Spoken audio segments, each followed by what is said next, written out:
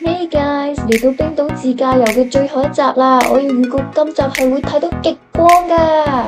嚟到第7日嘅旅程啦，今朝第一個行程咧就會揸去成個冰島旅程最接近東部嘅 Vestfjord 河。由於去 Vestfjord 河係要經過一條私人嘅 Stoknes 管路，所以喺呢間 Baking Cafe 就俾咗過路費先，費用係1000蚊一個人，車程係2500蚊一個人。雖然今日天氣唔係特別好，仲問過職員，由於冬天結冰嘅關係咧，睇到天空之鏡嘅機會係非常之低，但係至少個山頂咧冇俾霧遮住咗，所以我哋決定買飛入去啊！等一陣間咧就會揸車經過呢條路入閘入去噶啦。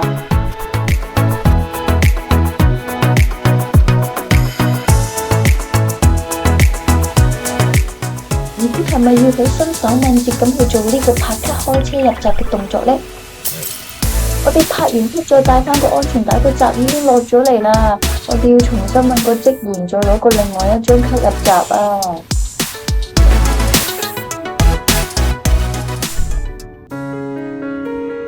Vestfjord 係一個454米高嘅嶺石山，主要由灰牆岩同埋花崗岩組成。成個外形可以睇到有幾多陡峭嘅山峰同埋稜角，峭壁係幾乎垂直㗎。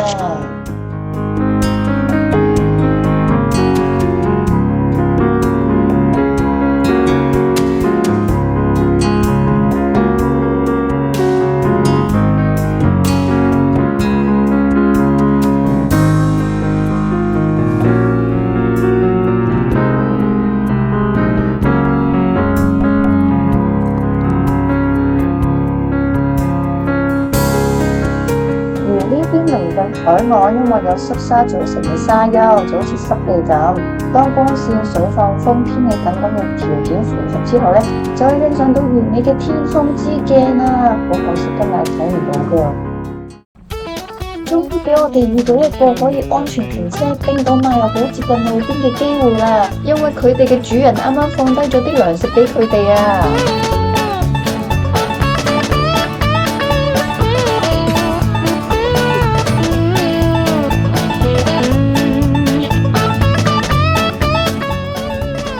小冰島馬上衝出嚟毆打我哋啦！我哋阻住佢開餐啊！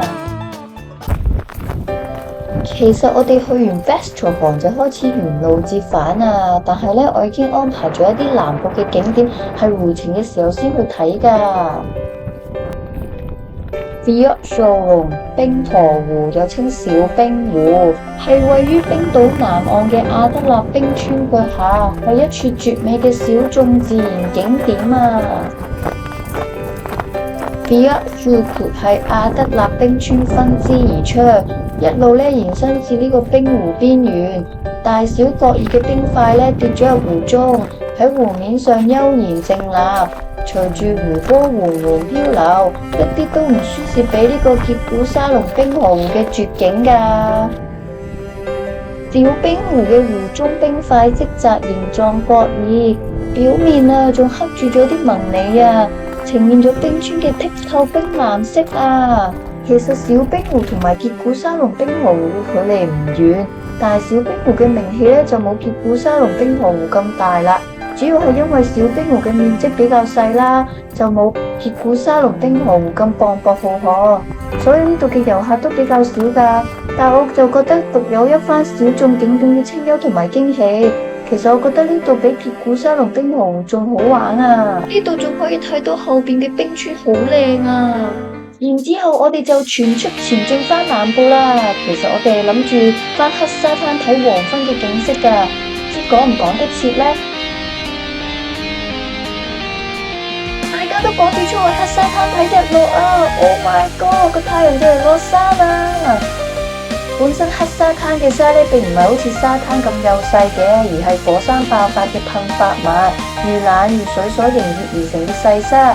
而旁邊就係卡特拉火山，同時黑沙灘亦都獲選2017年全球前10大美景沙灘啊！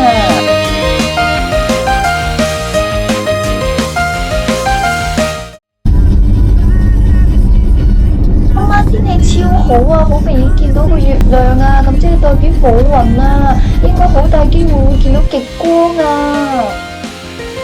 哇，果然啊，dream come true 啊！夜晚11點幾啊，激光大爆發啊，好多人都好興奮啊，睇到哇哇聲啊！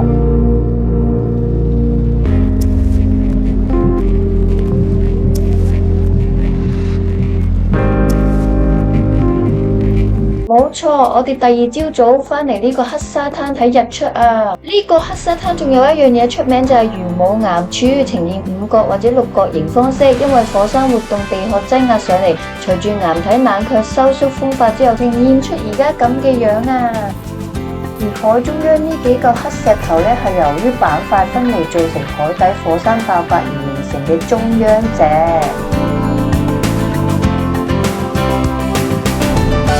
嚟到碧灘一定要上嚟呢個小山坡，欣賞呢個咁顯眼紅色屋頂教堂啊！呢度啊仲可以眺望成個維克鎮啊！仲有啊，啱啱喺黑沙灘見到啊，屹立喺海中央嗰幾嚿黑石俾你做背景打卡啊！我就全速前進返去 Reykjavik 啦！我哋啱啱嚟冰島嘅時候啊，幾乎所有山都係鋪滿厚厚嘅積雪啊，而家大部分都融化咗啦。第9日嘅行程本來係安排咗去行山欣賞 active 緊嘅 volcano 啊，好可惜由於幾日之前先爆發完啦，接近火山嘅路咧都未解封啊，所以今日我哋就去返之前 Golden Circle miss 咗嘅景點啊。話咁快我哋就嚟到天樹間歇泉區，呢度嘅地下水有80至100度㗎，所以唔可以隨便觸碰㗎。其實間歇泉嘅冰島語天樹就係噴出嘅意思。間歇泉同埋溫泉同樣都係因為地下水受地底岩漿熱力加熱而形成，但係間歇泉需要獨特嘅地底岩層配合，令到地下水被加壓至超熱狀態，直至因為壓力太大，間歇性咁從噴發口噴出熱水同埋蒸汽，因此間歇泉較溫泉罕有。其實呢個間歇泉區最大嘅間歇泉 The Great Geyser 曾經噴發出高達122米嘅水柱啊！好可惜呢個 The Great Geyser 嘅噴發並唔頻密啦，又冇固定嘅頻率，受地震等等影響，更加曾停止噴發啊！所以遊客而家關注點轉移到呢個 Storkul 間歇泉。Storkul 間歇泉嘅噴發規模比較細啦，水柱最高可以達40米，但一般咧都唔到20米啊。但係勝在嘅噴發次數比較頻密啊，大概6到8分鐘就會噴一次㗎啦。好遺憾今日係陰天啊！間歇泉噴發出嚟嘅水柱喺陰天之後好難突顯出嚟㗎。嚟到下一個大眾景點啊，黃金瀑布，超多人啊，好似去咗年宵咁啊！由於冬天啲雪太厚啊，去觀景台嗰條路封住咗啦，如果唔係就可以近距離觀賞呢個瀑布啊。好可惜天氣太差，乜都睇唔到啊！哇！原來呢個教堂嘅夜景係咁靚㗎，有關呢個教堂嘅詳情可以參考返第1集。嚟到最後一晚，我哋決定去試下本地餐廳，試下當地美食啊！我哋揀咗呢間係 Google 4.7分嘅 Icelandic Street Food， 基本上我哋已經嗌晒呢間餐廳最主要嘅菜式啦。仲有呢個羊肉湯啦，我就建議大家唔好貪呢個麵包碗造型啦，都未開始飲就得返咁少啦，大家用返普通碗就得㗎啦。最主要係個麵包都唔係特別好食㗎，仲有呢個貝類湯超好味，好大陣牛油味，仲有呢個魚蓉，佢係集合薯蓉加冰島鱈魚同埋洋蔥，超好味。咁由於2月8號咧先啱啱火山爆發完啦，咁去火山嘅路咧係仲未解封㗎，但係咧呢個網頁咧其實係有推薦呢5個點咧係有可能睇到火山㗎。就係望遠鏡呢5個點啦。咁咧，由於我哋最後一日係下晝機先走啦，咁呢條路線咧係去機場嘅，所以我哋上晝咧就順路咧去每一個點度踩下啦，睇下有冇機會咧睇到啲火山熔岩喺個火山口嗰度咕嚕咕嚕咁嘅情況啦。其實呢個網頁咧亦都有介紹咧行火山嘅幾條路線啦，大家可以參考下。可能你哋去嘅時候已經解封咗啦。其實呢5個點睇到嘅嘢都係差唔多啊，只係睇到個太陽升得越嚟越高啊！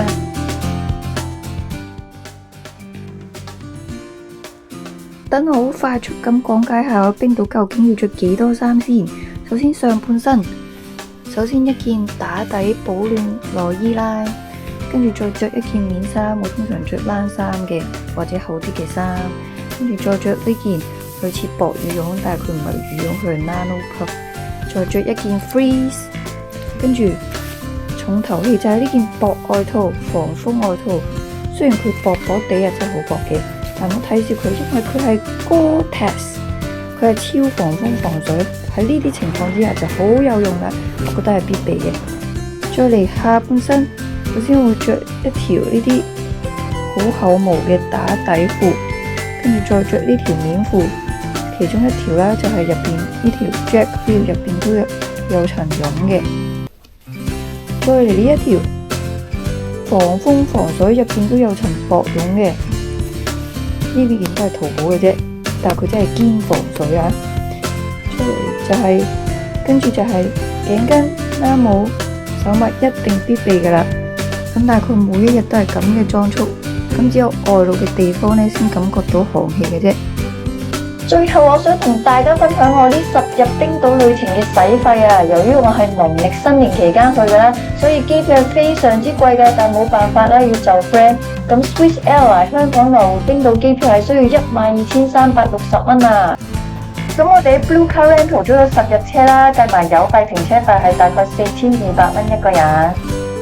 咁喺住宿方面啦，我哋就住咗7晚 apartment 啦，2晚 hostel 嘅，因為我哋有5個人啦。hostel 咧係租咗1間2人房、1間3人房嘅。喺冰河附近係完全揾唔到 apartment 啊！咁呢10日9夜嘅住宿費咧係4,800蚊一個人。咁我呢10日嘅主食咧，大部分都係香港帶到去嘅，例如中間嘅意大利飯啦，我哋喺當地咧買咗啲配料啦，每日朝頭早仲有燜燒糊咧，焗呢啲飯同埋餸，每日嘅 lunch 就有熱辣辣嘅飯食啦。咁夜晚咧就主要煮麵啦，再加其他餸啦。